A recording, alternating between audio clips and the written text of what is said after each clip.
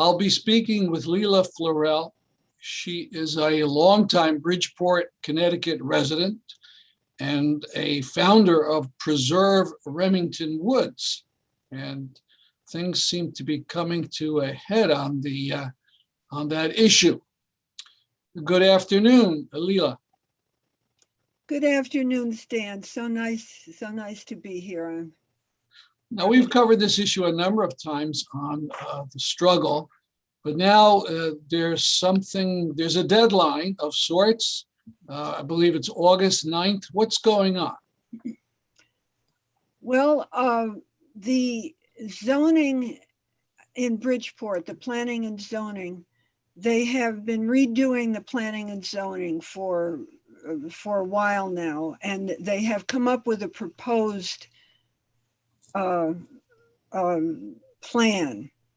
And what they've done is they've changed the zoning for the entirety of Remington Woods to be a zoning that accepts commercial buildings, a zoning for commercial buildings.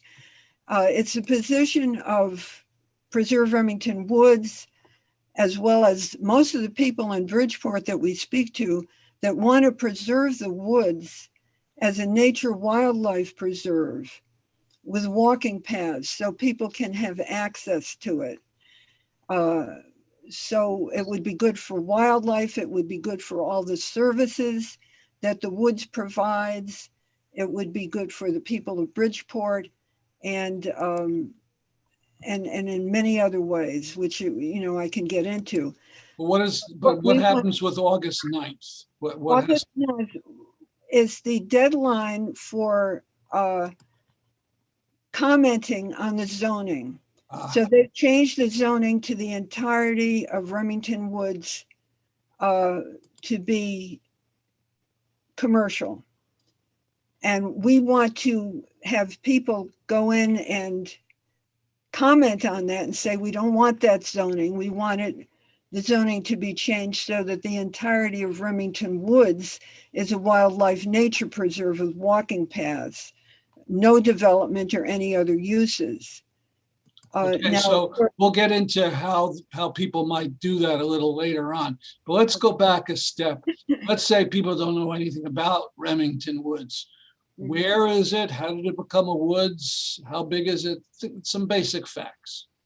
Okay, Remington Woods, how did it become a woods? That's interesting. Of course, the woods was there before humans were on the planet. And when indigenous peoples were around the woods, they respected it. The colonists were in awe of its beauty. They wrote poems about it. The industrialists polluted it.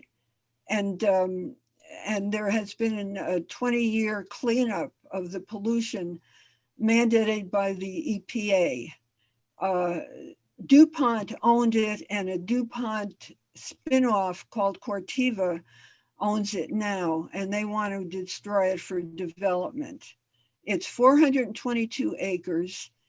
Most of it is in Bridgeport, part of it is in Stratford. It's a beautiful, vibrant, living forest community of plants and animals that's able to perpetuate itself indefinitely with just air, water, and sunlight.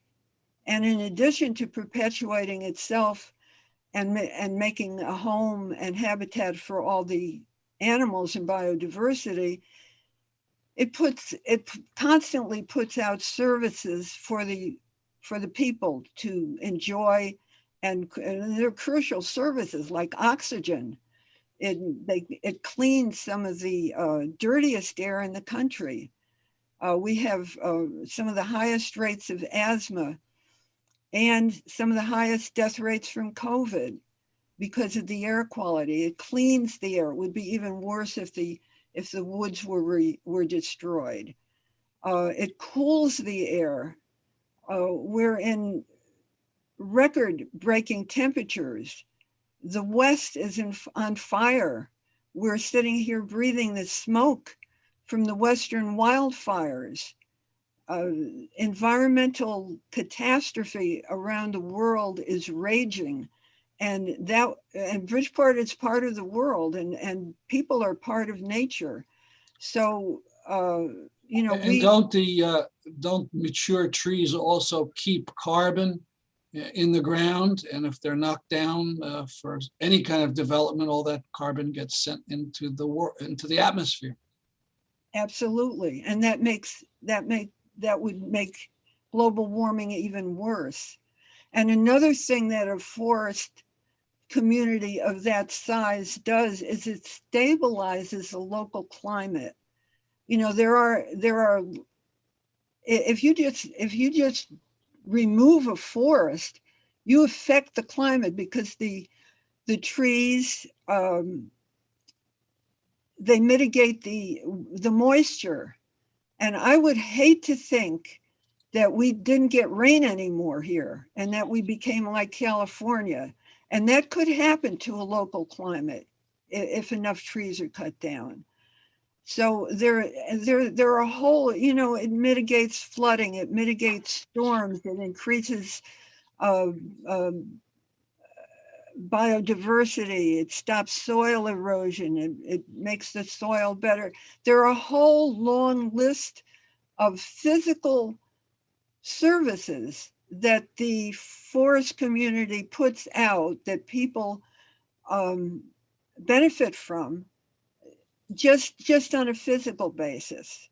Now, what about the argument that, well, this is private land, and if the city of Bridgeport zones it in a way that it can't be used, this DuPont spinoff company is going to sue the city? That may be, yes, there is that threat. Um, the city has stood up against many lawsuits in the past. Whenever somebody in the city does something wrong, we spend millions and millions of dollars in legal fees to defend them. I think we can spend some money defending this. We are sitting here literally breathing the air from California wildfires. California is in fire. Mexico is in drought. That's where our food comes from. We are not exempt from this. The thing that we have to understand is we all live in a culture that is biased, that is prejudiced against nature. And this bias is leading to global environmental catastrophe. Um, And this these words, catastrophe, or you could say the word emergency, when things like that happen, laws and property get changed and bypassed all the time because it's an emergency. And certainly the world is facing climate collapse, as some people call it, and things could be done.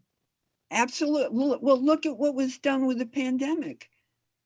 I mean, Mhm. the whole country changed because it needed to, it had to.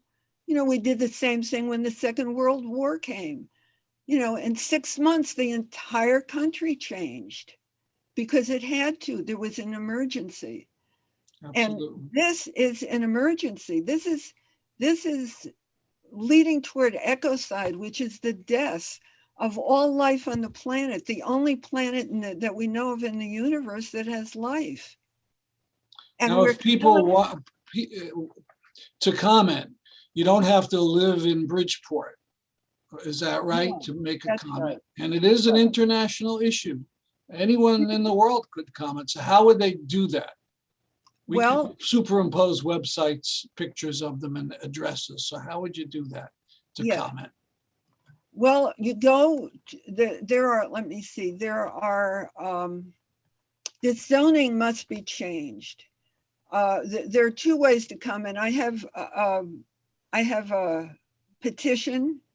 So that would be Preserve Remington Woods petition. And the zoning has to be changed.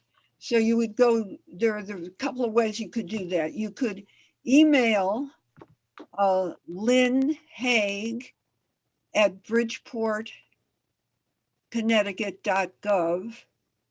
And who is Lynn Hage? Lynn works in the Planning and Zoning Department. Mm-hmm. So that would probably be one of the best ways of doing it. You could also go to Zonebridgeport.com, is it? zonebridgeport.com, review proposed zoning. And then make a comment through that website. Yes. Now, if you go to preserveremingtonwoods.com Mm-hmm. and go to the action page, I will have all that information written on the action page. So you don't have to, remember it here. All right. Well, thank you very much for this interview. Thank you very much, Dan, and thank you for your concern. Bye.